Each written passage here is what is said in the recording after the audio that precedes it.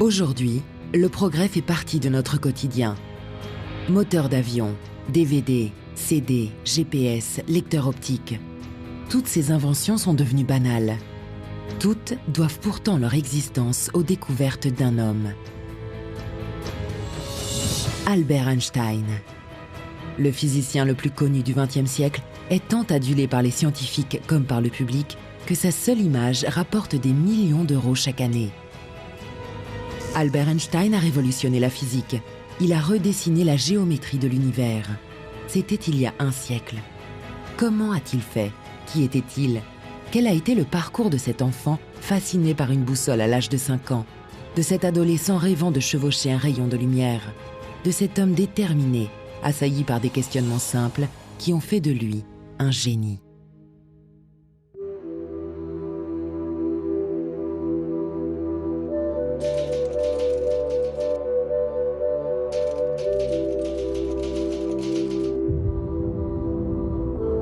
Il y avait là, au dehors, le vaste monde qui existe indépendamment des hommes et se dresse devant nous comme une énigme, grande et éternelle, mais partiellement accessible à notre perception et à notre réflexion. La contemplation de ce monde était comme la promesse d'une libération. L'appréhension intellectuelle de ce monde extérieur à notre propre personne m'apparaissait plus ou moins consciemment comme le but suprême à atteindre. Les hommes d'hier et d'aujourd'hui qui partageaient ce point de vue, ainsi que les connaissances qu'ils avaient acquises, étaient pour moi des amis que je ne perdrai jamais. Le chemin qui mène à ce paradis n'était pas aussi aisé ni aussi séduisant que celui du paradis religieux. Il s'est cependant révélé sûr, et je n'ai jamais regretté de l'avoir choisi.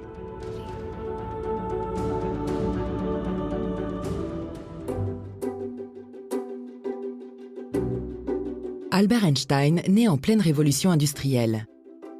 Le 19e siècle est riche en avancées technologiques et scientifiques. Alors que la population se déplace majoritairement en voiture à cheval, les savants comprennent de mieux en mieux l'électricité, qui est depuis peu utilisée à grande échelle dans l'industrie. Thomas Edison vient même d'inventer l'ampoule électrique. Et une curiosité interpelle de nombreux chercheurs. Le courant électrique fait bouger les aiguilles d'une boussole. Une science toute nouvelle voit le jour. Une science mettant en jeu des forces que l'on ne voit pas à l'œil nu. Les chercheurs découvrent l'infiniment petit et avec lui, l'électromagnétisme. C'est dans ce contexte que le petit Albert grandit, choyé par son père Hermann Einstein, ingénieur et propriétaire d'une usine d'électrochimie, et sa mère, Pauline Koch, amatrice de piano qui transmettra la passion de la musique à son fils. Albert est un jeune garçon solitaire, au caractère trempé. Accompagné dans l'enfance par sa jeune sœur Maya, il grandit sans plus de heurts qu'un défaut de langage. Quand Albert Einstein avait environ 3 ans, il semblait attardé. En effet, il ne parlait pas beaucoup. Il a parlé très tard, et ses parents étaient un peu effrayés à l'idée qu'il soit vraiment malade. Peut-être qu'en compensation, il a développé une extraordinaire acuité visuelle dans sa façon de voir le monde, car tout au long de sa vie, il a mis des images sur les problèmes pour les rendre concrets, même quand il s'agissait de choses très abstraites en physique. Et très tôt, Albert fut interpellé par les choses abstraites. Un jour de 1883, alors qu'il a 5 ans, il tombe malade. Et ce jour-là, Son père lui offrit un cadeau, une boussole.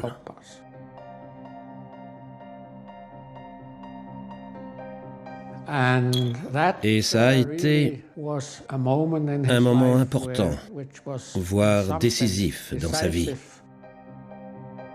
Je crois me souvenir que cet événement me laissa une impression profonde et durable. Il devait donc y avoir derrière les choses quelque chose de profondément caché. Dès lors, le jeune Albert passa des heures à observer avec émerveillement le comportement de cette boussole. Lorsqu'il s'interrompait, c'était pour se plonger dans la lecture d'un livre de géométrie que lui avait offert son oncle Jacob. C'est intéressant de constater que ces deux cadeaux ont en quelque sorte prédit sa vie entière. D'un côté, la compréhension de l'électricité et du magnétisme, et de l'autre, il a terminé en changeant toute notre conception de la relation de la géométrie au monde. S'il est intrigué dès le plus jeune âge par les mystères que peut offrir le monde qui l'entoure et la géométrie, le jeune Albert n'en aime pas pour autant l'école. En fait, il lui voue même une véritable aversion. Il a vite compris que l'école fonctionnait principalement par « je te dis ce que tu dois faire et tu le fais parce que je te le dis ». C'était à l'opposé de sa façon de penser et d'être. Alors bien sûr, il était très bon dans certaines disciplines, maths et physique. Il était même loin devant les autres. Donc il s'ennuyait dans ses classes. Et je pense que parfois, il en savait autant que ses professeurs. Et ça, ce n'était pas bon. Ce jeune homme, en quelque sorte, les remettait en cause. Et doucement, Einstein a développé un irrespect total pour toute autorité. Les années passent tant bien que mal. Albert tient le coup dans cette école allemande qu'il honnit. Il a un rêve, intégrer l'école polytechnique de Zurich et ainsi obtenir les clés de la compréhension de l'univers. Mais l'entreprise d'électrochimie de ses parents périclite et il décide de partir monter une nouvelle affaire à Milan. Il confie alors leur fils à des proches. À 14 ans, le jeune Albert a déjà beaucoup appris par lui-même et suit des cours au gymnasium, le lycée allemand. C'est un enfant déterminé qui ne s'en laisse pas compter. Une fois ses parents à Milan, il réussit à convaincre ses professeurs de le laisser partir. Car il voulait quitter cette école qu'il détestait. Et alors, il a acheté un billet pour Milan et a voyagé tout seul jusqu'à là-bas. Et il est arrivé devant ses parents et a dit « Je suis là ». Et évidemment, ça a été terrible. La question a été « Que fait-on maintenant ?» Parce qu'il n'avait pas de diplôme de fin d'études. Et il ne pouvait donc pas entrer à l'université. Tout leur projet, évidemment, s'effondrait. Si Albert est heureux de s'être enfin débarrassé de l'école allemande, il n'a pas réalisé que ses chances d'entrer à l'école polytechnique se sont ainsi évanouies. Hermann et Pauline sont désespérés. Que vont-ils bien pouvoir faire de leur fils? C'est alors qu'une alternative s'offre à eux. Il y aurait une école en Suisse, à Aarau, qui pourrait permettre à Albert d'obtenir l'Abitur, l'équivalent du baccalauréat, seul moyen de pouvoir entrer au Polytechnicum de Zurich.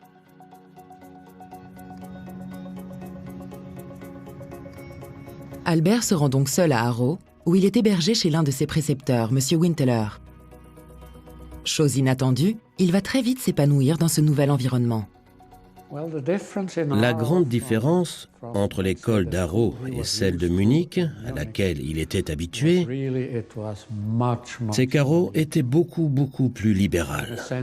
Le but de cette école était d'aider les élèves à se développer, à avoir leurs propres opinions, à avoir leurs propres pensées, et non pas « tu fais ce que je te dis de faire parce que je te le dis ». Donc, tout l'esprit était complètement différent, plus républicain, disons. Et apparemment, il commença à adorer cette école. C'est un vrai miracle que l'entreprise éducative moderne n'ait pas encore complètement étouffé la curiosité sacrée propre à l'esprit de la recherche. Car cette petite plante fragile a besoin d'encouragement et surtout de liberté, sinon elle dépérit. C'est une grave erreur de croire que le plaisir d'observer et de chercher puisse être induit par la contrainte ou par le sentiment du devoir. Soudain, Albert découvre un milieu qui lui convient parfaitement. Enfin, il peut s'exprimer librement, faire part de ses observations, de ses intuitions et de ses déductions. Il change. Il ne réfrène plus ses idées, aussi farfelues soient-elles, et il s'adonne avec joie le soir au violon avec toute la famille Winteler. Pour autant, son rapport à l'autorité n'évolue pas. Il ne témoignait pas pour autant plus de respect à ses professeurs. Je veux dire qu'il était un critique né ou un sceptique. La différence, c'est qu'à Aarau, Ses professeurs disaient « Ok, laissez-le être critique, laissez-le envisager les choses différemment. » Critique, sceptique, refusant toute autorité, ces traits de caractère pourraient-ils expliquer le génie d'Einstein? Je crois que la plus forte motivation des hommes pour les arts et la science est l'envie de fuir la vie quotidienne avec sa grossièreté et sa monotonie, et de se réfugier dans un monde peuplé des images de sa propre création. Mettre des images au service de la science, une méthode qu'Albert applique très jeune. Un jour qu'il se promène, observant la nature à l'œuvre, perdu dans ses réflexions, il se demanda soudain ce qu'il se passerait si un homme accompagnait un rayon de lumière.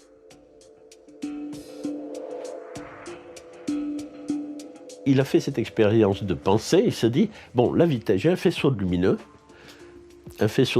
qui va à la vitesse de la lumière, et si moi, je me mets en chemin parallèlement à ce faisceau lumineux, si je me mets à cheval sur un rayon lumineux, disons pour prendre une image, comment est-ce que je vais voir les autres rayons lumineux?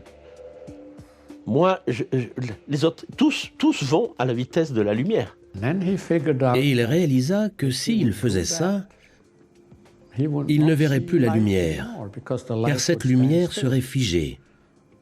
Et de la lumière figée, ça n'existe pas. Donc, qu'est-ce qui ne va pas avec ma façon de penser? Si cela n'est pas possible pour Albert, c'est tout simplement parce qu'il sait que le rayon de lumière devrait se comporter selon les règles de la mécanique classique établies par Galilée au XVIIe siècle. Si on se trouve dans un train et que parallèlement à notre voie, il y a un autre train, si les deux trains roulent en même temps à vitesse constante et en ligne droite, sans aucun repère extérieur, il est impossible de dire que les trains sont en mouvement l'un par rapport à l'autre.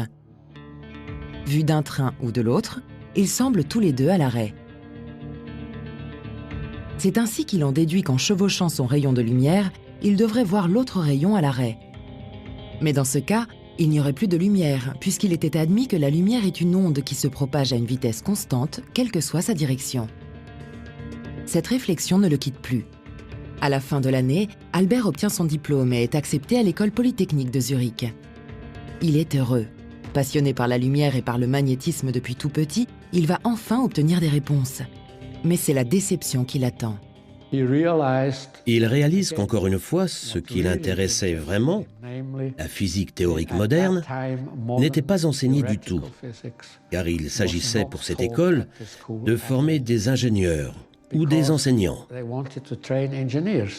On apprend aux ingénieurs, c'est comme cela que ça se fait, c'est comme ça que l'on calcule. C'est un bâtiment, ça doit rester droit. Mais pour Einstein, la question était pourquoi le bâtiment tient droit? Et pourquoi fait-on ces calculs? C'était ça qui l'intéressait beaucoup plus. Einstein était un jeune homme très ambitieux. Dès ses études universitaires à l'école polytechnique de Zurich, il séchait les cours de certains de ses professeurs parce qu'il jugeait que ça ne parlait pas de choses assez à la pointe de la physique, et il allait étudier les derniers articles parus de certains des meilleurs scientifiques de l'époque. Albert cherche toujours désespérément à résoudre ce qui ne va pas dans sa chevauchée du rayon lumineux. Il se plonge dans la lecture de James Clerk Maxwell. Il découvre ainsi qu'en 1864, ce dernier a mis au point des équations expliquant comment électricité et magnétisme interagissent. La matière est composée de particules chargées positivement et négativement. Ces charges électriques, en se déplaçant, engendrent un courant électrique. Or, une particule chargée crée autour d'elle un champ électrique. Si cette particule est en mouvement, et si elle oscille, un champ magnétique est engendré. Selon la théorie de Maxwell, la variation avec le temps d'un champ électrique et d'un champ magnétique engendre une onde électromagnétique qui se propage dans l'espace vide à une vitesse constante qui est celle de la lumière. 299 792 458 mètres par seconde.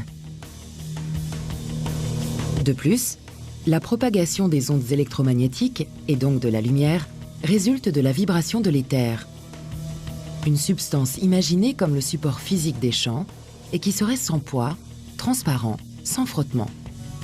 L'éther occupait l'espace absolu de Newton, le vide.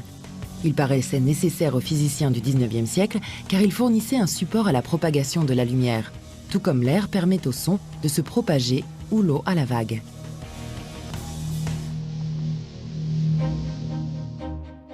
Obsédé par ses lectures et ses recherches, il n'en oublie pas pour autant les plaisirs de la vie. Dans sa classe, il y avait une femme, Mileva Maric, qui était originaire de l'Empire austro-hongrois. Dans un premier temps, je pense, il voulait juste quelqu'un à qui parler de ce qu'il faisait et de ce qu'il pensait en science. Et doucement, ça s'est transformé en une relation qui a évolué vers d'autres sentiments, pour ainsi dire.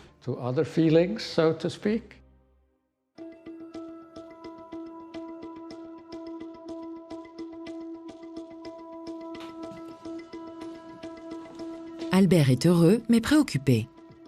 Les théories du grand Maxwell, père fondateur de l'électromagnétisme, lui posent problème.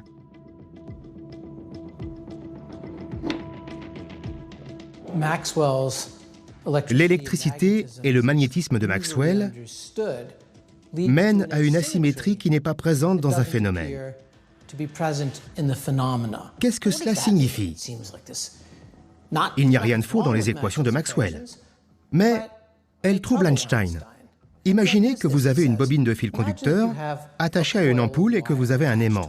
Selon les équations de Maxwell, si l'on déplace la bobine de fil avec un mouvement rectiligne et uniforme vers l'aimant, le champ magnétique engendre une force qui pousse les charges électriques de la bobine, créant ainsi un courant électrique. L'ampoule s'allume.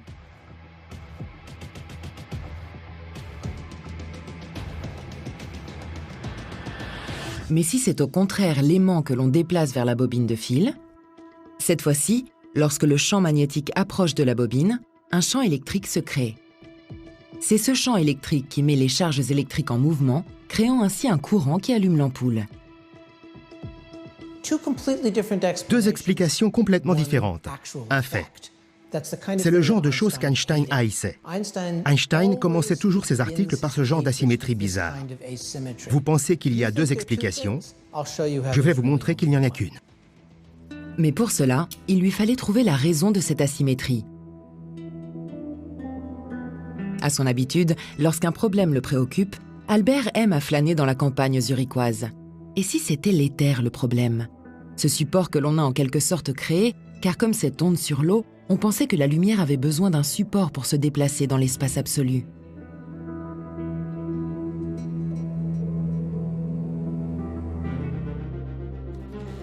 Alors qu'Albert travaille sur cette nouvelle idée, il reçoit une lettre de l'université. Il a obtenu son diplôme, mais cela n'est pour lui qu'une formalité qui sanctionne un examen absurde. Pour lui, ça n'avait pas de sens de lui demander de répéter ce qu'on lui avait enseigné. Bien sûr, je peux répéter. Mais la vraie question, c'est qu'est-ce que je pense de ça? Comment je l'interprète? D'ailleurs, ce qu'il souhaite avant tout, c'est une place à un poste universitaire, un travail qui lui permette de se consacrer entièrement à la recherche, à ses réflexions. Une seconde lettre lui apprend que justement, ce poste à l'université de Zurich lui est refusé. C'est une période difficile qui commence. Après qu'il eut fini ses études, peut-être à cause de son attitude rebelle envers les autorités, il ne parvient pas à trouver un travail où que ce soit. Il était incapable d'obtenir un poste à l'université en tant qu'assistant, ni même en lycée. Il a fait de nombreuses tentatives. Il a essayé de donner des cours particuliers à des étudiants. Et ça a marché un tout petit peu. Donc, vraiment, il était pratiquement affamé. Albert est anéanti, humilié. La personne pour laquelle ça a été sans doute le plus tragique était le père d'Einstein. Avoir un fils qui ne réussissait pas, alors que c'était sa vocation, qu'il était doué pour ça, à rentrer dans le monde académique, à tel point que le père a même écrit des lettres à des grands scientifiques en les suppliant d'essayer de prendre son fils comme assistant. Ça devait être dur pour le père. Albert ne renonce pas. Il postule et postule encore, en Suisse, en Allemagne. Et pour oublier ses ennuis, il se plonge dans ses recherches scientifiques ou joue du violon.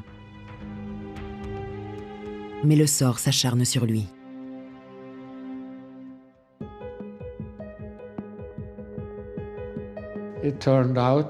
Au printemps 1901, Mileva tombe enceinte. Et ça, bien sûr, c'était une immense catastrophe pour eux deux. Car il y a 100 ans, attendre un enfant hors mariage n'était vraiment pas facile. C'était vraiment une catastrophe. Et le mariage n'était même pas une option, car il n'avait rien, elle n'avait rien. Et pour ne rien arranger, les parents d'Einstein étaient complètement contre cette relation, particulièrement sa mère. Elle était vraiment contre. Mileva est donc rentrée chez ses parents. Elle n'avait pas d'autre solution. Albert est acculé. Comment trouver un travail pour nourrir sa famille alors que toutes les facultés le rejettent? Qui sont-ils tous pour le mépriser ainsi? Comment faire? Il devra alors son salut à Marcel Grossmann, un ami mathématicien du Polytechnicum. C'est grâce à Marcel qu'Albert avait pu rattraper les cours qu'il séchait et réussir ses examens. Et encore une fois, c'est Marcel qui va le tirer d'affaire. Je crois que Marcel Grossmann a été le premier à réaliser qu'Einstein avait un gros potentiel pour être un grand scientifique. Et il dit cela à son père.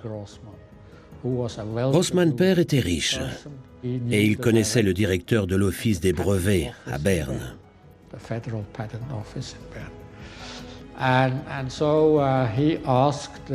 Il lui demanda donc de le prévenir s'il engageait de nouvelles recrues. Il préviendrait alors l'ami de son fils, Einstein. Quelques mois plus tard, Albert peut postuler. Certain d'obtenir le poste, il se rend à Berne. Mileva a accouché d'une petite Liserle le 4 février 1902. Tu vois, c'est finalement bien une petite Liserle comme tu le souhaitais. Elle est en bonne santé? Crie-t-elle comme il faut? Comment sont ses petits yeux? À qui de nous deux ressemble-t-elle le plus? Il faut absolument que tu me la dessines quand tu iras un peu mieux.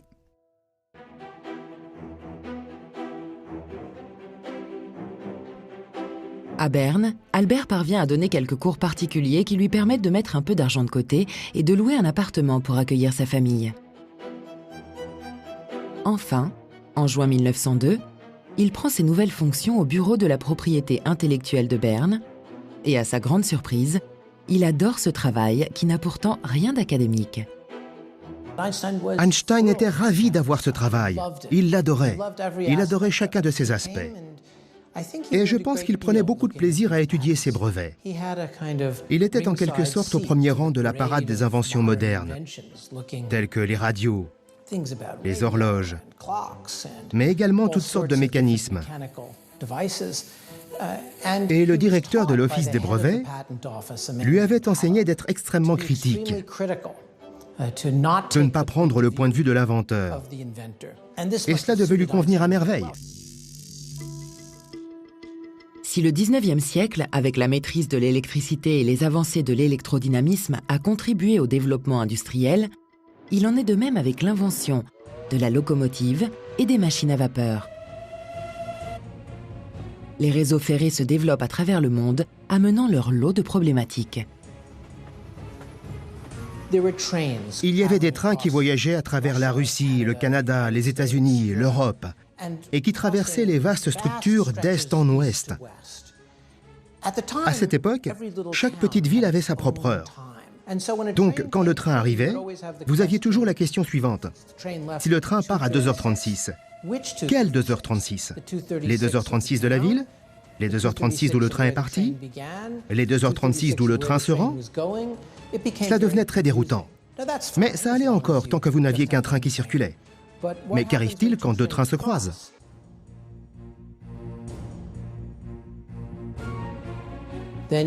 Dans ce cas, vous avez au point d'intersection l'heure de la ville située à l'intersection, l'heure d'une voie et l'heure de l'autre voie. Et vous voyez comment cela devient un problème impossible à résoudre quand vous essayez de mettre en place un réseau ferré.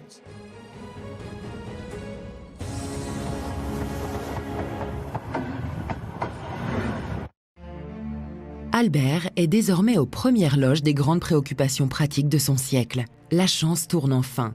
Non seulement il gagne correctement sa vie, mais il est également stimulé par les idées créatrices des inventeurs et il peut réfléchir aux problèmes scientifiques qui le préoccupent.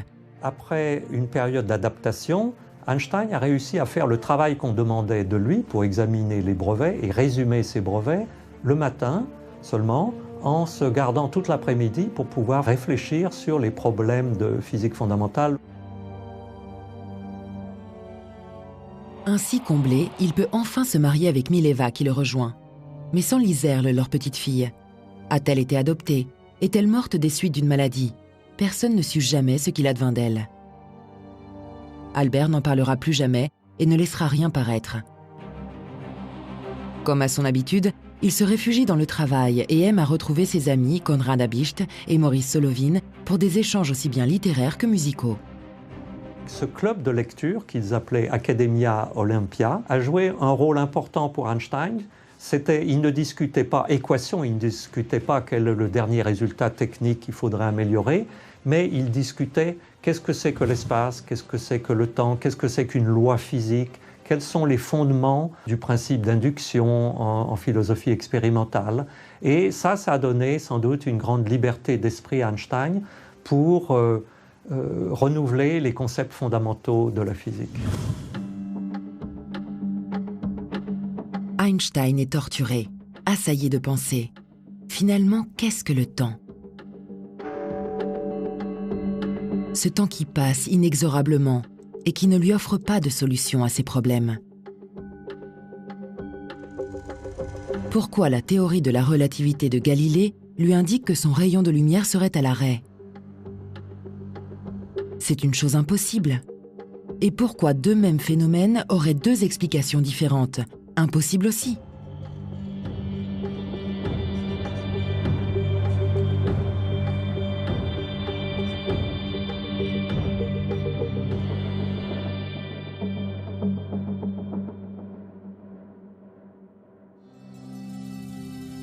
Alors qu'il est de nouveau papa, Albert se plonge corps et âme dans ses questionnements tout en conciliant sa vie de famille.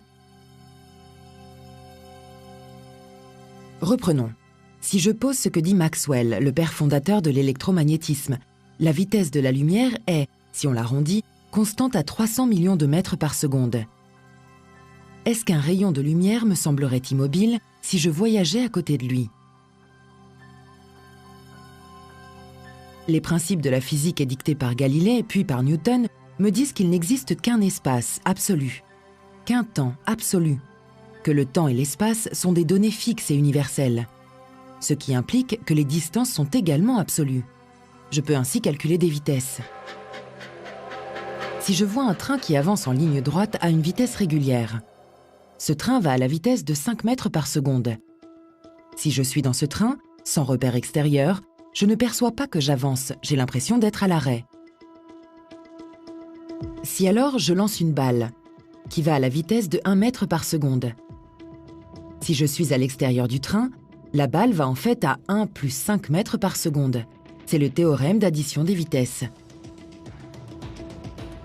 Mais si j'applique la même règle à mon rayon de lumière, mon train va toujours à la vitesse de 5 mètres par seconde.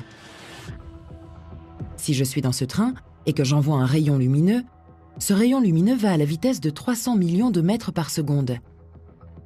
Mais si je suis à l'extérieur du train, le rayon lumineux va aller à la vitesse de 300 millions de mètres par seconde plus 5 mètres par seconde.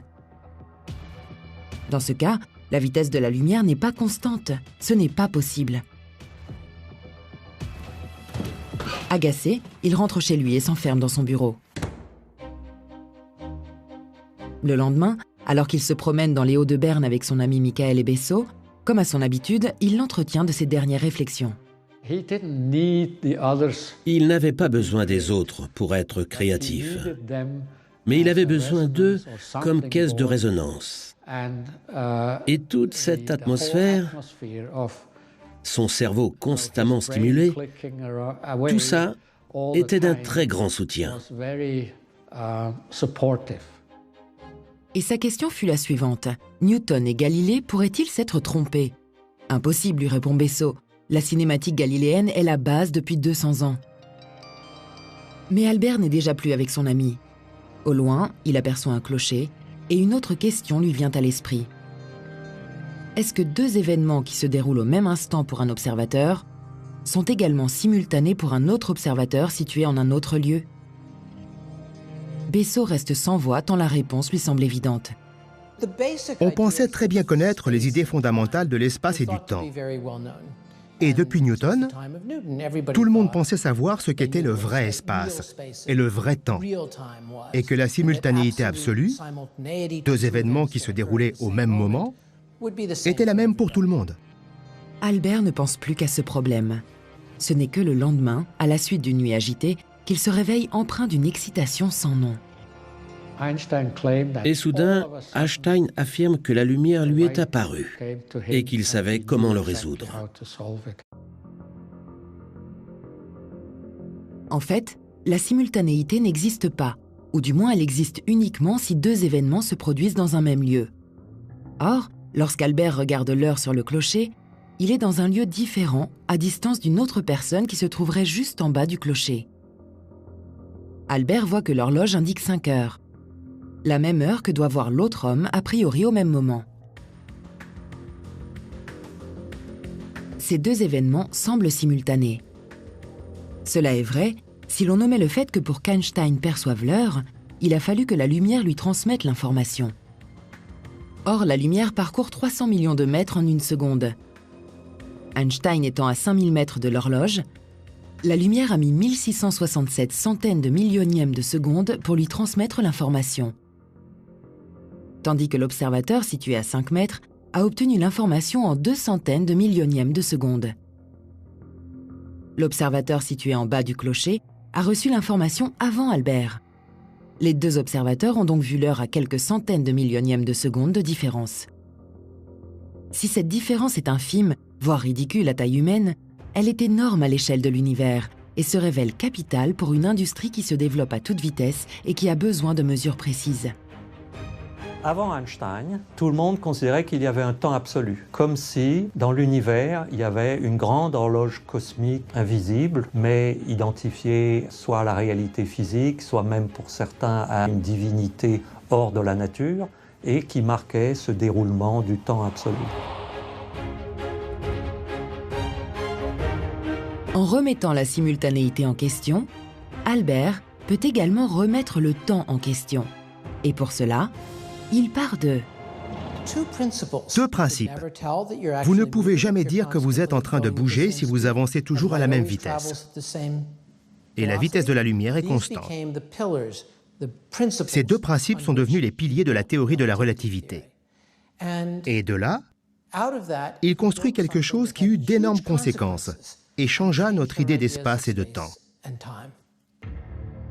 Car en effet, si l'on a 3 locomotives qui se déplacent ensemble en mouvement rectiligne uniforme, c'est-à-dire qui ne subissent aucune interaction, même pas la gravitation, et qui sont séparées par exactement la même distance.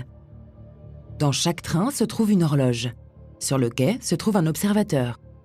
Nous avons donc 2 référentiels, celui où se trouve notre observateur et celui où se trouvent les locomotives. Aucune des horloges n'est à la même heure. Il faut les synchroniser. Pour cela, le train B envoie au train A et C un signal lumineux qui contient l'information. Il est midi pile. A, B et C ne se voient pas bouger, ils se voient au repos. A et C reçoivent en même temps le signal lumineux leur indiquant « il est midi pile ». A et C synchronisent leurs horloges. L'observateur qui est sur le quai, donc dans un autre référentiel, ne voit pas du tout la même chose. Lorsque le commandant envoie le signal « il est midi pile » à chaque train, C va à la rencontre du signal alors que A le fuit. Pour l'observateur, C va obtenir en premier le signal. L'horloge C va donc indiquer midi, tandis que l'horloge A indiquera encore 16h30. Dès que le signal atteint A, l'horloge A indiquera midi pile. Mais l'horloge C aura avancé du temps nécessaire à A pour recevoir le signal. Les 2 événements ne sont pas simultanés pour l'observateur. L'horloge qui est devant sera en retard sur l'horloge qui est derrière. Les horloges ne sont pas synchronisées. Donc 2 horloges au repos dans un référentiel peuvent être synchronisées, mais dans un autre référentiel où elles sont en mouvement, elles ne sont pas synchronisées. C'est-à-dire la simultanéité, elle dépend de la position et de l'état de mouvement où vous êtes. Et c'est ça dont la mécanique classique ne tenait pas compte. Désormais, le temps est relatif. Et qu'en est-il de l'espace, des équations de Maxwell, de cette bobine de fil et de cet aimant dont les réactions s'expliquent différemment selon le point de vue duquel on se place? Albert, en fait, résout le problème. Il supprime l'éther et de ce fait l'espace absolu.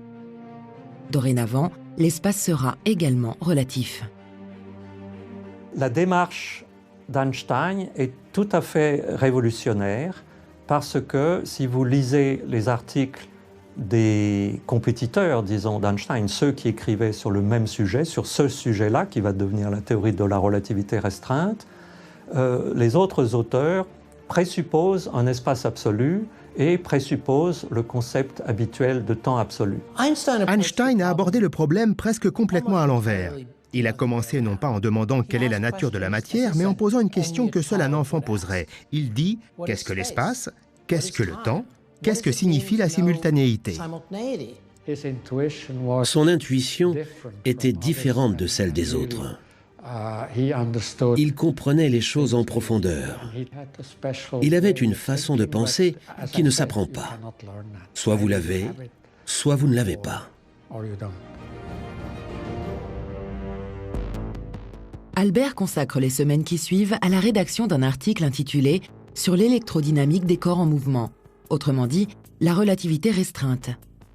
Il l'envoie à la plus grande revue scientifique de l'époque, Annalen der Physik, et attend anxieux les réactions à sa publication. Mais rien ne vient. Il se remet au travail. Cette année 1905, il a eu une explosion intellectuelle, si l'on peut dire. Vous pouvez considérer que de 1902 à la fin de 1905, c'était une sorte de période d'incubation. Et boum, en 1905, tout est sorti. Albert publie en effet dans la foulée 4 autres articles qui vont se révéler tout aussi importants pour la physique moderne que la théorie de la relativité restreinte. Et parmi ceux-là, E égale mc2. La fameuse équation E égale mc2. E égale mc2. E égale mc2. Cette formule nous dit que la matière que l'on considérait depuis Lavoisier comme étant permanente, puisqu'on savait que rien ne se perd, rien ne se crée, mais tout se transforme. Ainsi, si un glaçon fond, la quantité de liquide récupérée aura la même masse que le glaçon, tout comme la vapeur d'eau aura la même masse que l'eau avant son évaporation. Ça veut dire que la notion fondamentale que depuis des siècles la matière était quelque chose de pérenne, de permanent, devenait fausse, puisque avec Einstein, la matière peut se dissiper, peut se transformer en énergie, ce qui change profondément le concept de matière. Albert lui-même s'interroge sur sa découverte. Il écrit ainsi à son ami Konrad Habicht. Il m'est tout à coup venu à l'esprit que le principe de relativité associé aux équations fondamentales de Maxwell implique que la masse d'un corps est une mesure directe de l'énergie qu'il renferme. La lumière transfère la masse. C'est une pensée amusante et séduisante, mais je n'ai aucun moyen de savoir si le bon Dieu ne me mène pas en bateau en se riant de moi. Pour arriver à cette conclusion, Einstein considère un corps qui émet des rayons lumineux dans toutes les directions. Or, on sait que la lumière possède une certaine énergie. Par conséquent, ce corps, lorsqu'il émet de la lumière, perd de l'énergie. Einstein trouve qu'à chaque fois que ce corps perd de l'énergie, il perd nécessairement une certaine quantité de masse. En généralisant ce résultat théorique, il en conclut que toute masse renferme une énorme quantité d'énergie qui se calcule par sa masse multipliée par la vitesse de la lumière au carré, E égale mc2. Toute énergie peut ainsi en principe se transformer en masse, et toute masse peut se transformer en pure énergie. Mais il faut faire intervenir des processus de désintégration au niveau nucléaire. C'est ce principe qui sera mis en application des années plus tard dans la bombe dite atomique. 1 gramme de matière libère alors une énergie capable de raser des villes entières.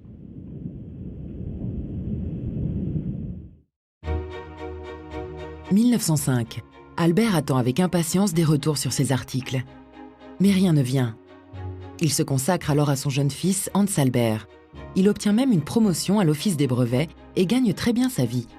Mais ce n'est qu'une maigre consolation. 1906. Enfin, les premières réactions sur la relativité restreinte lui parviennent.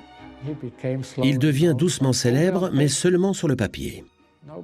Personne ne l'avait vraiment vu, à part un assistant de Max Planck qui avait fait le voyage jusqu'à Berne pour le rencontrer à l'Office des brevets.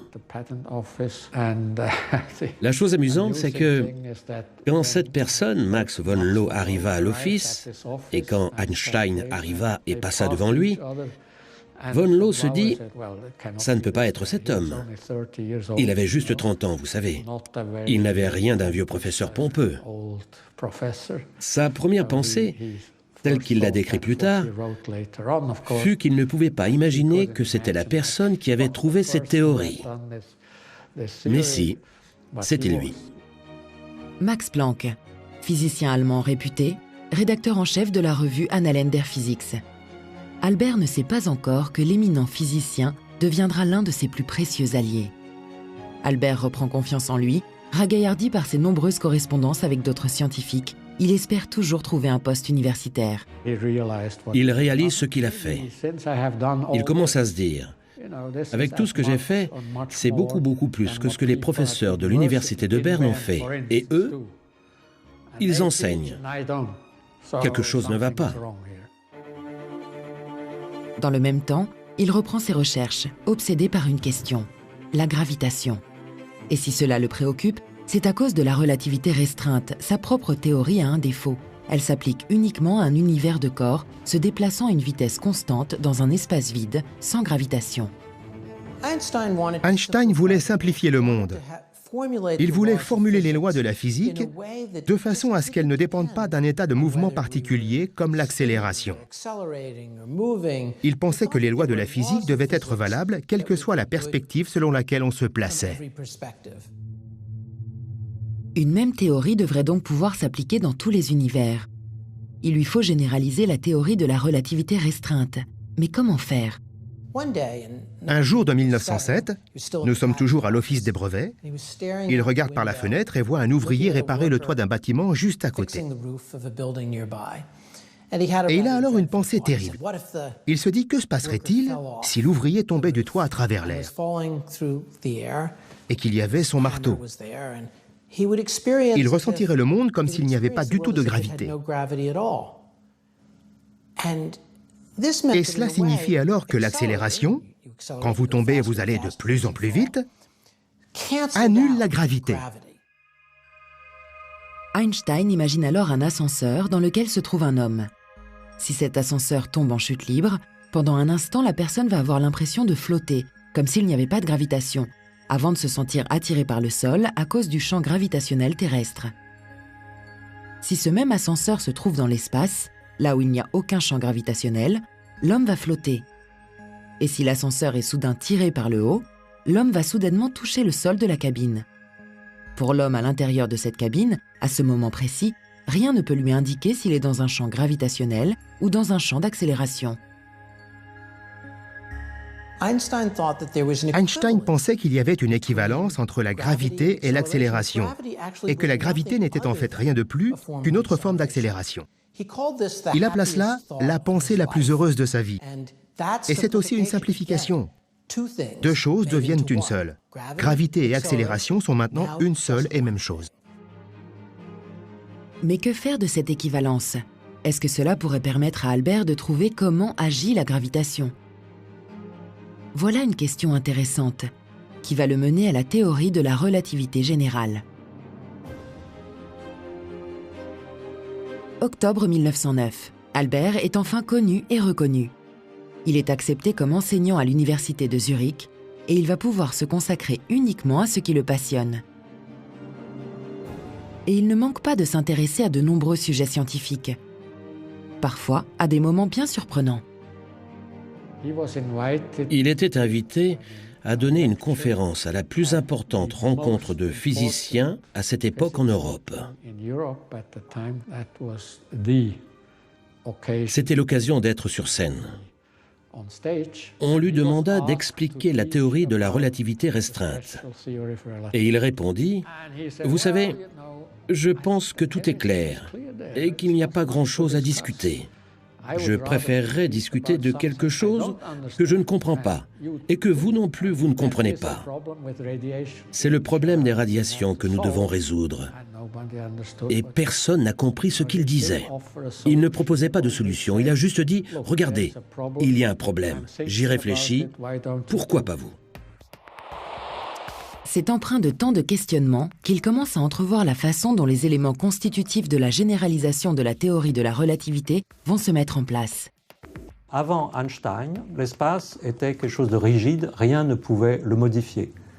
Dans cette théorie, l'espace est un milieu élastique, quelque chose que l'on peut déformer. Donc Einstein nous dit que la masse, l'énergie, par E égale mc2 des corps, change la géométrie autour d'eux. Depuis Newton, on savait qu'un corps qui se déplace dans le vide, sans subir aucune interaction, avance à vitesse constante sur une trajectoire rectiligne. Pour modifier ce mouvement rectiligne uniforme, il faut qu'une force entre en action. Ici, c'est la force gravitationnelle du Soleil qui s'exerce sur la Terre. Il semblait donc établi que la Terre tournait autour du Soleil à cause de la force gravitationnelle exercée par le Soleil sur la Terre. Pour Einstein, il n'y a plus de force gravitationnelle. C'est la masse du Soleil qui déforme l'espace-temps, un milieu élastique. La Terre suit alors une trajectoire qui est la plus droite possible dans cet espace déformé. Mais à proximité du Soleil, la déformation de l'espace-temps imposée par la masse du Soleil fait que la Terre a l'air de suivre une trajectoire courbe. Dorénavant, la masse change donc l'espace et le temps. Mais passer de l'idée à la concrétisation de cette théorie n'est pas si simple. Albert va consacrer tout le temps disponible à ce problème sans grand soutien. Pour la majorité des scientifiques, la question de la gravitation est réglée depuis Newton. Alors pourquoi s'y attarder ? Comme à son habitude, Albert s'entête. Il a tellement d'exigences pour cette nouvelle théorie qu'il n'arrive pas à les mettre tous ensemble. Et c'est ça qui était techniquement très difficile. Et en plus, il n'y avait pas les outils mathématiques complets qui étaient nécessaires à Einstein. Son ami Grossman lui prête encore une fois main forte, mais cela ne suffit pas. Quels sont ces nouveaux outils qui vont lui permettre de construire cette théorie ? Comment les trouver en étant de plus en plus isolé ? Car entre-temps, la guerre a éclaté. À Berlin, pendant la guerre, dans les années 1914-1915, la plupart de ses collègues, et certains des plus prestigieux, comme Max Planck, Nernst, Fritz Haber, sont des patriotes convaincus qui veulent la victoire de l'Allemagne et qui font tout pour. Einstein, en revanche, il est pacifiste convaincu et donc il considère qu'il est entouré de fous, de ces militaristes à tout crin. Donc ça doit couper encore plus les communications avec ses collègues. Donc Einstein s'enferme dans sa bulle. 1915, 8 ans ont passé. Albert se consacre maintenant nuit et jour à ses recherches. Ça a été la plus dure période de travail de toute sa vie. Plus dure qu'en 1905. Mais il résout le problème finalement. Il a été capable d'y voir clair et de trouver une explication complète de la gravité. Une explication qui pouvait remplacer complètement celle de Newton. Et ça a été, je crois, le plus grand moment de sa carrière, peut-être même l'apogée de sa carrière, et de bien des façons de la physique moderne. Il réalisa que bien qu'il s'agisse d'un travail intellectuel, il subissait, comment dire, vraiment un très grand stress. Un stress presque physique. Dans ce sens, ce fut avant tout une performance intellectuelle de premier ordre. Mais, je ne veux pas exagérer, ça l'a presque tué. Albert, très affaibli, a enfin réussi à mettre l'univers en équation.